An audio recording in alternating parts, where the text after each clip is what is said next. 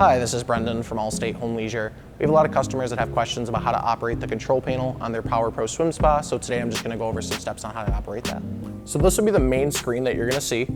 So right here you're going to have your lighting options.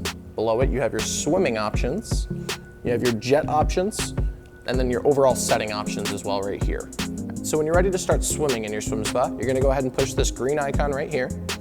Once you're into the menu, you'll have 3 different options: manual, timed, and workout program. Manual is going to be when you just want to go ahead and swim for as long as you want, you just want to have fun in there. You can adjust the speeds between 1 and 5 simply by pushing the up and down button. If you want to pause it just so you can go do something else for some time, do that, or push stop. You're also going to have timed workout, so you can set, you can swim into speed 3 for 20, 30 minutes. You also have a variety of different workout programs that you can do, or you can actually create a workout catered to specifically how you like to swim. So when you go into the lighting, so for the lighting, you can actually adjust the brightness in your swim spa. You can pick a specific color if you want it to go. And you also have different lighting options as well, just changing how often they change colors. So this is going to be your Hydrotherapy Jets right here.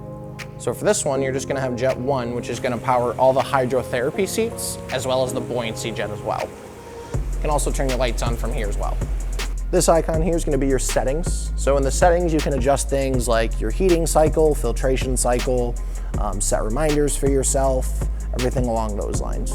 So when you're in the swim spa using the Hydrotherapy Seats, you're going to have these 2 knobs right here. This knob is going to divert the pressure between your buoyancy jet and your Hydrotherapy Jets.